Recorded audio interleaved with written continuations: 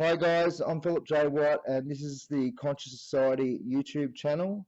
Today we have Gregg Braden joining us as a guest on the program. If you're not familiar with Gregg, he has been a writer and a public speaker for many years now and basically focuses on the topics of science and spirituality and how those two areas can be bridged in the modern day world, and also how that can be translated into the real world. So welcome to the program, Gregg. Philip, it's great to hear your voice. I am thrilled to be on the program today. I'm going to say to all of our listeners, happy 2016. I'm excited about this new year, and I'll tell you what, the last year went by so fast. If this year is any indication, the first month is any indication, we're in for a big, big year. It does seem to be speeding up. I don't know if it's because I'm getting older or because time is literally speeding up, but I think with the explosion of information that is basically infiltrating the collective consciousness of humanity, things really do feel like it is speeding up because everything's moving so quick. There's so much new information that is driving the awakening that humanity is going through. I think so, Philip. Everyone perceives it differently. But what I'll say is the best minds of our time are telling us that we are, in fact, going through what they call, we're living a time of extremes. So the extremes don't have to mean only bad things are happening or even good things, for that matter. But big things, big changes in the world around us. And because we can no longer separate the big world out there from what's happening in our everyday lives, it means we're all going through big changes in our lives, and it's happening with relationships, with careers, with health, with finances and economic. It shows up in a lot of different ways, but I think it's a hallmark of the cycles of time that we now find ourselves in, and the fact that we are living the convergence of three major cycles that you simply do not hear about in mainstream media.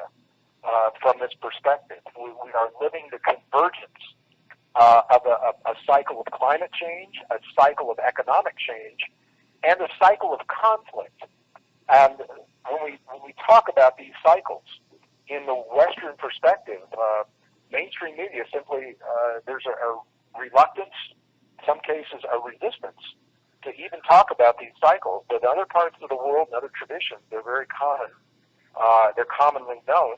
They're mathematically driven, and that means we can know when the cycles begin, when they end, and what to expect. So I think that's a long answer to a short comment, but I'm going to just say that to kind of lay the foundation for everything that we talk about today. No, it's really, I guess, inspiring to hear somebody who in the New Age or spiritual community talk about some of these systemic and geopolitical and political and economic extremes, as you called them, instead of just focusing on that personal bubble. And it really, 2016 really has started off with a bang in terms of the volatility in the stock markets and also the increasing escalation of Middle East, etc. So these cycles, I'd love to hear you further elaborate on them. Well, the nature of the cycles themselves, the cycles are based on natural rhythms. Natural rhythms that govern everything from the orbits of the planets around the sun to electrons around the nucleus of an atom to when life begins and when life ends. These are all governed by natural processes. And our ancestors were very familiar with this. They lived close to the earth, and they were very familiar with certainly the cosmic cycles and how our everyday lives fit into the cosmic cycles. In the Western traditions, science is only about 300 years old. It's a relatively young way of looking at the world. And when science came along, they threw out a lot of those the indigenous perspectives, threw out the proverbial baby with the bathwater. We've heard that before. So science is not so willing to look at things in terms of cycles. So when we do this, the value of looking at a cycle a cycle has a beginning, it has an end, and between the end of one cycle and the beginning of the next, there's a time that neither one exists. It's called a choice point. It's actually a term that's used in physics, choice point. And the choice point is a place where the deck is stacked in our favor in terms of making change. If we want to change the energy of a cycle that has just completed, whether it's a personal cycle in our own lives of betrayal and loss and hurt, or if it's a cycle of health that's not working well, or on a global level, if it's a cycle of conflict, the principles are all the same. At a choice point, that's when it's easiest to change the energy as we go into that new cycle. So the beauty of knowing that, the value of knowing this, is when we recognize that we are, in fact, living a cycle of climate change. It is very well known in scientific circles. They're called Milankovitch cycles. They're based on the tilt, the angle, the wobble of our planet. The last time this happened was about 5,000 years ago. The cycles are intense, they're brief, and it's what comes after the cycle that can be the biggest problem. Everyone's focused on warming. We have gone through a minor warming of the Earth, right on schedule where it should be in the cycles. If we did not have the warming, I would have been concerned, because I would say, what's wrong? The cycle says it should be here. And it's the cooling that comes after the warming that is the big problem for civilizations in the past. And we're not hearing about that today. We're not looking at it. We're stuck on this idea of the carbon dioxide induced change. And because of that, and I want to be really clear about this, Philip, this isn't about making anyone right or wrong. That's not why I'm sharing this information. How can we be resilient to a change unless we are honest with ourselves about that change? And climate change is a perfect example. The economic cycles. There was an economist in the last century, Kondratiev was his name, and he identified anyone listening to this program that study economics has heard this name before. Kondratiev identified these large economic cycles and then the smaller segments that he called seasons, literally the spring, summer, the fall, and the winter season of the economic cycles. Right now, early 2016, we are just coming out of what is called the economic winter, a cycle of deflation, where everything loses value, and that's exactly what's happening in the world today. If you know you're in that cycle, you can prepare for that, and you think about savings and money and retirement and putting your kids to school. You think about it a little bit differently. But if you try to create money in the same way that we did 10 and 15 years ago, in a deflationary cycle, it's not going to work, and that's where people get hurt. The cycles of conflict. Kondratiev also talked to us about 56-year cycles of conflict and 17-year cycles of conflict. And we are precisely on schedule in a cycle of conflict that started ramping up in the year 2014. It peaks in the year 2017. And all you have to do is look into the world and see what's going on. No one needs to tell us we're in a cycle. It's obvious. Something is happening here. But the point of all of this is if you do not understand how the cycles work, and this is what one facet of my work is about our relationship to these cycles. That's only one facet. If we don't understand these cycles, when we see the change, we think the world is broken. We think everything's coming apart at the seams. My mom is a perfect example. My mom, she watches the news and she just thinks, there's no hope. She says, everybody's crazy and the world's just falling apart. And it's easy to think that until we step back and look at the rhythms.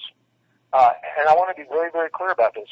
When we find ourselves in a cycle, these cycles, they don't say that something must happen. It doesn't say that we must have war or that we must have an economic collapse. It says that we are vulnerable, we are susceptible to tremendous amounts of change when we are witnessing these cycles. So the reason I'm saying this is what makes today so very different. Our experts are telling us we're living a time of extremes.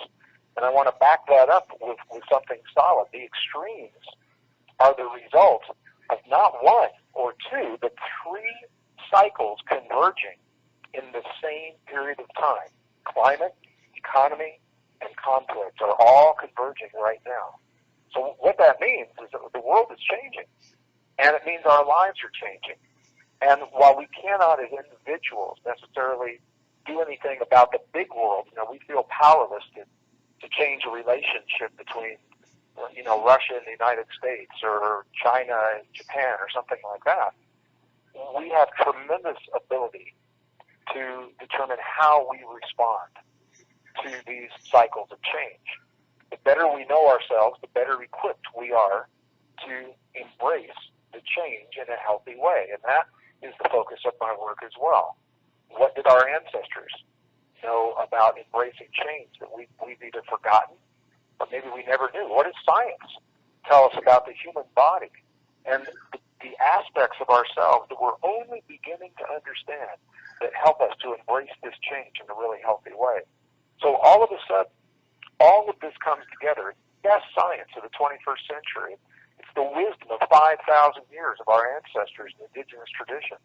It's the real world out there that we see every day of our lives, all coming together in a way that is forcing us to think and live differently and to find new and sustainable ways of thinking and living. So that is the essence of what this work is all about.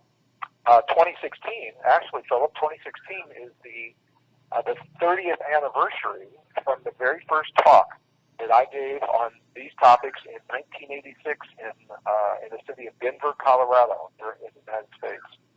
So for 30 years, I've been working with other researchers and scholars and scientists and spiritual leaders to bring the best wisdom to bear upon the world and our lives and what's happening in our lives. And we've had the opportunity to share what I just said to you. We just shared with the United Nations. My dear friend, Dr. Bruce Lipton, I think you've had on this program before. And he and I were invited to the United Nations in New York last fall to share precisely this kind of information. What are the patterns? What can we expect? And how can we become resilient to this changing world so that we thrive in the transformation, so that we don't succumb to the changes out of fear. So again, it's a long answer to a short comment, but it really helps to flesh out what we're talking about here. You mentioned that the choice point and that the convergence of those three cycles are happening right now. So is this the choice point for those three cycles on a macro scale? It is a part of a choice point. I think our listeners may remember a couple of years ago there was a big buzz about the year 2012 and indigenous traditions and cycles of time, 5,125 years long. Well, what a lot of the media didn't say is that 5,125-year cycle, between the time it ends and when the next cycle begins, there is a buffer where neither cycle exists. And that buffer is a global choice point. So yes, we are living a global choice point, and within that, we're seeing the convergence of these cycles that are giving us the reason to think and live differently. So, if you talk to mainstream media, watch the 6 o'clock news, you're in Australia, so Sky News, or CNN or BBC World or whatever it is, there's a tendency, not always, but generally, there's a tendency. They say, if we can just fix this one thing, if we can just fix the debt, then the economies are going to be okay. And if we can just drive smaller cars and change the kinds of light bulbs we use, we're going to be able to curb climate change. And if we can just get these countries to think differently, we're going to avoid these wars. They're looking at individual pieces of a bigger pie. And it's difficult when you look at one piece at a time to see the systemic shift that our world is going through. But when we step back, Philip, and look at the big picture, and when we honor the science shows us that civilization has been through these big changes before, and it goes back long before the times that we're teaching in our public classrooms right now. Public classrooms in the West, textbooks are telling us that civilization began about 5,000 years ago, interestingly. right at the time the last cycles occurred. But the archaeology and the peer-reviewed science is showing us that advanced technological civilizations go back much further than that, into the last ice age, about 13,000 years ago, and that we, in fact, are living a third cycle of these shifts. 5,000 years ago, one of these cycles began, 10,000 years another one, and 15,000 years another one. Climate change is always a hallmark in the cycles, and it forces people to think and live differently, because we have to choose, how do we share resources that are disappearing and becoming scarce and disappearing? How do we work together to solve the problems, or do we work together, or do we choose conflict instead of cooperation? We are not the first cycle of civilization that's had to make these choices. We are the first one that's recognized in the mainstream. So for me, this is the value of spending time in some of the most isolated and remote, pristine places remaining on the earth today, in the monasteries and the nunneries, the archaeological sites with the indigenous people that have a memory and have the records of these previous cycles, so that we can learn from our past and maybe not make some of the mistakes again today. And I think that's worthwhile doing, and I think it's a worthwhile pursuit. It's certainly an exciting time. It's very much a duality. I see as you mentioned, the extremes, the highs and the lows. There is a planetary awakening happening throughout humanity, and we really seem to be getting towards a tipping point. And that tipping point leads to more of a collective acceptance or consensus around, I guess, two primary areas: the spiritual aspect of life, as well as the systemic aspect of life. And through my research, I've noticed that sometimes people can only sort of become conscious of either side of that coin, that science, that spirit, or that systemic, that spirit, depending on how you want to look at the material versus the spirit and how they interrelate. But some people get sort of get the whole picture, and once you sort of see it from that holistic point of view, there is a lot of hope that naturally generates through that process. There is, and this is where the science, in many respects, I'm just going to preface by saying I'm a scientist. I'm trained as a scientist. My degree's in the earth sciences and geology. I've got a strong background in ocean science, life sciences, marine biology, chemistry and physics, and computer science. So they all work together to help me to understand from a scientific perspective how our world works, how we work, how we relate to the world. But I have to say, Philip, as good as science is, it's incomplete. Science doesn't have all the answers. And in many respects, science today has been hijacked. It's been hijacked by corporations. It's been hijacked by the political process. It's been hijacked by religion. And because of that, what I mean by that is what science has discovered. We ask science to tell us the truth about us and our world. And science does that. Sometimes we don't like the answer. If it doesn't fit our agenda, if it doesn't fit the religious agenda, or the corporate agenda, or the political agenda. So our listeners have to be really, really discerning when we listen to information and where that information comes from. Because if it is not what is called peer-reviewed, P-E-E-R, peer-reviewed information, then a lot of it is just hearsay.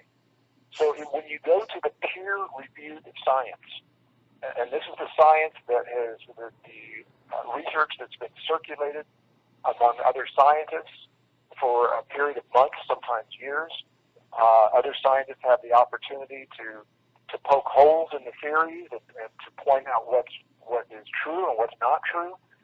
And when that science is actually published in a peer-reviewed document, a peer-reviewed journal, you can be pretty sure that it's telling you the truth about what's happening in the world. That's very different from a scientist that just writes an opinion, puts it on the internet, and all of a sudden everybody on the internet is saying, this scientist says this, or, this scientist says that.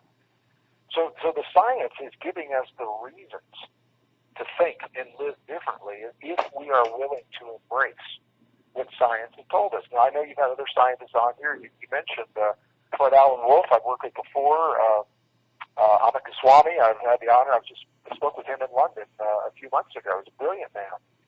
And these are the scientists that are really digging for the deepest truths of our existence, finding ways to apply those truths in our everyday lives. One of those, Philip, that I think is the basis for everything we're talking about, Charles Darwin in 1859 led us to believe that nature, the fundamental law of nature, is based on conflict and primarily on conflict. The best science of the 21st century, competition and conflict, that's what I wanted to say. It's based on competition and conflict. The best science of the 21st century is now telling us in peer-reviewed journals that nature is not based upon competition and conflict. It's based on cooperation and what's called mutual aid. And it doesn't deny that conflict exists. We all see that in nature. What it says is the more conflict that we see, the further we have strayed from the truest law of nature, which is cooperation and mutual aid. So the value of that, for me, is in our time of extremes, where we're seeing things happen that we've never seen before. In the 21st century, we're trying to solve those problems with 19th and 20th century thinking based on those old ideas, and it's not working, and we all see that. So that's okay. Let the old ideas go and embrace the new science. The new science says that cooperation is the way to go. And I think in a globalized world where we all share the problems, the cooperation will become the hallmark for the way that we go about solving these problems. And I think you're seeing it play out on the global stage between nations, as well as locally between families and communities. And I think it's one of the hallmarks of this new era that we're moving into right now is the world of cooperation. I've written extensively about this in terms of how competition dominates our programs, our systems at the moment through the materialist or the consumerist, even I guess that individualistic sort of ideological framework that drives human behavior both individually and collectively, and that those systems create scarcity. And instead, we should be looking towards cooperative measures to create abundance. And there are several systems that have been designed to actually ensure that we live an abundant life, both in resources and abundance of emotional, psychological, and spiritual health as well. Now, I also want to just quickly go back to something else you said before about the hijacking of science, which is something else I've written quite extensively about. And I've noticed that philosophical materialism has also been an ideology that has hijacked science, and the materialist, matter-based, that's all that there is to reality, has been the default mechanism for the interpretation of scientific evidence that's emerged over the last century. But things really are changing. I spoke to Rupert Sheldrake and Dean Radin as well. They were both guests on the program, and they really look at the quantum physical paradigm or model and how that can be united with classical physics. And I know that you've written extensively about that.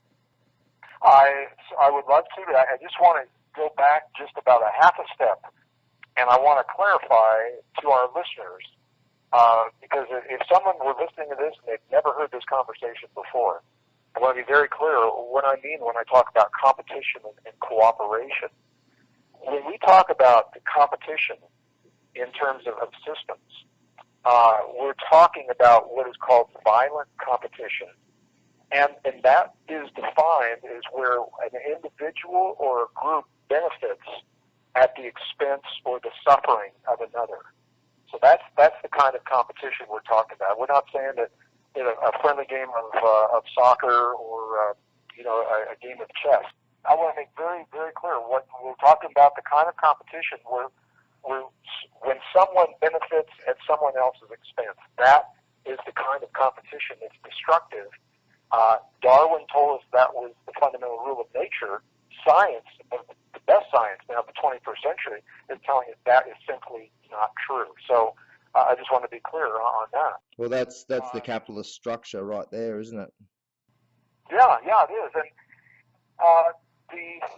I think that we are coming full circle with this in terms of the science. The changes in the world are pushing us to understand ourselves and our relationship to the world in a more holistic way. So it's interesting to me because, as I mentioned, science is good. Science can only tell us the nuts and the bolts of how something works. Science cannot necessarily tell us how to apply that knowledge in our lives. So, for example, quantum physics. Before quantum physics came around, we were taught, and still in many classrooms today, we're taught that everything is separate from everything else. We're separate from our bodies, we're separate from the world, that we have little, if any, influence over the world around us. And that kind of thinking leads to a way of living where there's an indifference. We don't think about how our actions could affect anyone else. Why should we? Because we were taught that we are separate from everything else. Quantum physics now is telling us that we are all connected. We're deeply connected, entangled with ourselves, with one another, with the earth. And that leads to a very different kind of thinking. And with that thinking comes a sense of responsibility. Because we're connected, how do my actions affect other people? How do my actions affect the world around me? And this is the first generation in the modern world that has been asked to think this way, although indigenous people, although they didn't use science, they had the spiritual understanding. They said, of course, everything's connected. And they lived the truth of that connection for hundreds, and in some cases thousands of years. So they didn't have to spend 3 centuries trying to prove whether or not everything is connected. They said, of course, everything's connected. And they spent their time developing the ways to use that connection in a healthy way. So what we see now is the world is changing. And those old ideas of separation are breaking down. They're not working anymore, and they're not solving the problems. We're trying to solve the problems with a way of thinking, and the solutions aren't working.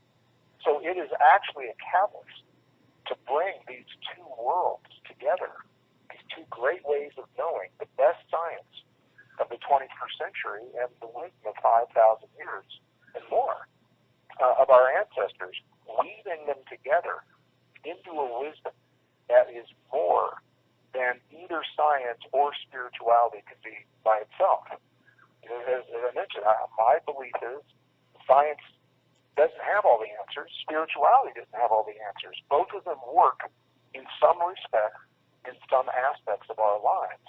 But when we marry them together, we give ourselves the benefit of a wisdom that, to the best of my knowledge, has never existed in recorded human history.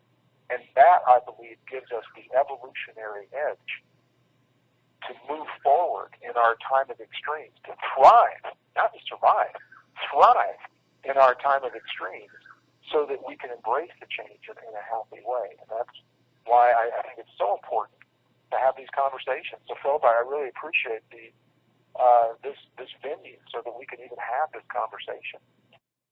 Absolutely, and I very much agree in terms of incorporating some of the ancient and tribal wisdom that really does permeate a lot of different cultures and some of those civilizations from the past, and incorporate them into our modern day framework where we do have a lot of beautiful and valuable technology and concepts, and we really have become to a point where we've created a uniting global culture.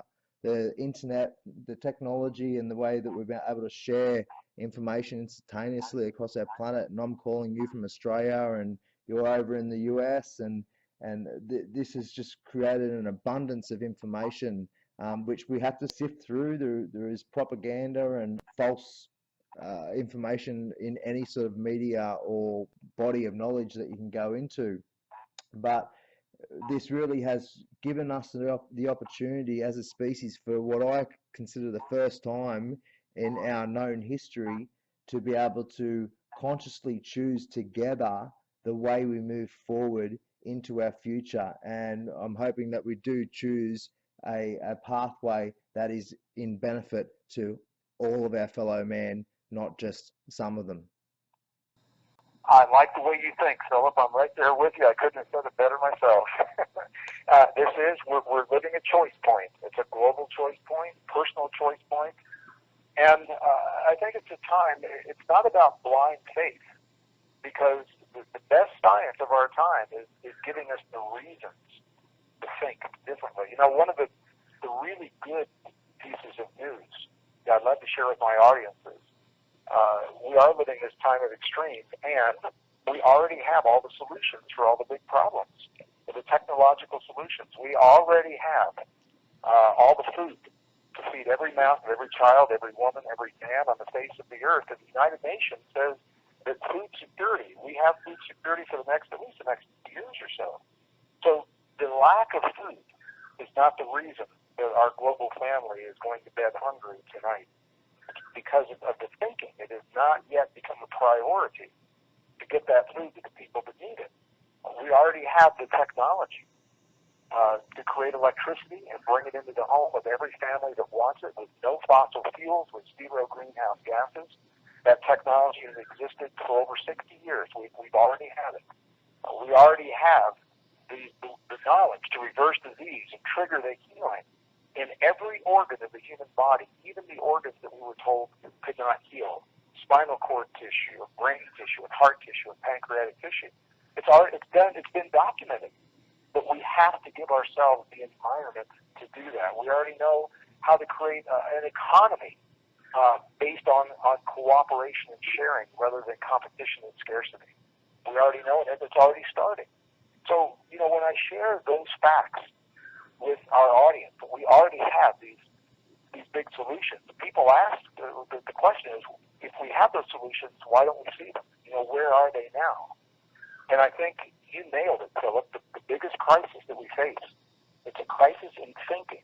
Because before we can embrace the science, before we can embrace the wisdom of our ancestors, before we can embrace the benefit of what we've already created, we have to make room for these things in our lives. And we have to make it a priority to help one another in our time of extremes. And I think that is perhaps the biggest crisis that we face today. And one of the ways of going about doing that is through sharing knowledge, and that's precisely what we're doing right now. I want to thank you for the opportunity to share this in the brief format that we have today. Yeah, absolutely. We really do have the power. The people have the power. There are some oligarchical power structures that are in the old way of thinking, the old paradigms. They've created their mechanisms for power, and they're holding on to that with dear life through their corporate power structures and monopolies and whatnot. But really, it comes down to the people sharing the right information, building the collective awareness around exactly what you mentioned there, all those areas: philosophy, technology, science, economy. There's a whole gamut of systemic and social dysfunctions that we really do need to heal. And there needs to be a lot of compassion and love and good vibrations injected into those areas of life by as many people as possible to really start implementing what you mentioned, all these beautiful solutions that, and from all these progressive and alternative mindsets and people that are really leading the charge in this transition or transformation to an abundant and cooperative and peaceful era for humanity. Well, I can't think of a more exciting time to be here. And I was on a plane from one city to another here in the States, and I sat next to a man, he's a military man, and he and his wife, they just got married, and he said that they were not going to have any children. And I asked him, I said, why are you not having children? And he said, Why would I want to bring a child into this world in the condition that it is right now? And I asked him another question. I said, why would you deny a child the opportunity to make a contribution, to make a powerful contribution in a world that is ripe for change right now? Your child might be the one that has the big idea that leads everyone in just the right direction. And we had this conversation for 3 hours on the plane. And when we went to the baggage claim to pick up our bags, he was in a big hurry. I said, where are you going? And he said, are you kidding? I'm going to go home and make a baby with my wife. I said, good. You know, we did our job. We did a good job. But it's a simple story about a belief that many people have that the world it's not a good place to raise children right now. And I think to be a child coming into this world where everything is up for grabs, you know, all of the old ideas are falling away, and that means it's ripe for the new ideas. What a powerful opportunity for one soul to make a huge difference, and we never know which one that's going to be. So I'm going to leave our listeners with that thought today. And just again, my deepest gratitude to you, Philip, for the opportunity to work together, and I look forward to the next time. I don't have to have a new book in order to have these conversations. I look forward to continuing this conversation at another time. I'm sure we could talk for the next hour or two and not bore ourselves or the audience. So I really appreciate you joining me, Gregg. Is there, do you want to plug your website, your latest book, and your upcoming book? Sure. If people are interested, as I mentioned, this is the 30th year that I've done this work in one form or another. We have a number of books out there. The website, www.Gregg Braden, and that's Gregg, 2 G's, Braden, BRADEN.com. If you go to the events section, you can see where I am in the world, and if you go to the book section, you can take your pick of all the books. Each book I've written covers one facet of us and our relationship to ourselves and the world. So not every book is about the big picture. Some of them are about relationships. Some of them are about healing. Some of them are about our relationship to time and the cycles of relationships in our lives. So I'd like people just to some video clips there to help to understand that. You can peruse the website, and I hope you enjoy it. 16, and I look forward to the next time here, Philip. Well, it was such a refreshing conversation. I find that many people in the New Age community like to keep their heads in the sand around some of the darkness that permeates our world, but we are in a yin-yang duality. We need to embrace all layers of truth, and you really have reflected the hope that really exists in humanity to disconnect from the mainstream propaganda narratives and really investigate some of the more pure truths that are really starting to resonate and radiate with so many people across the world, across cultures, across age, across sex, across every single person that lives in this glorious time. So thank you, Gregg. I really appreciate your time. I appreciate it as well. I look forward to the next time. Take good care.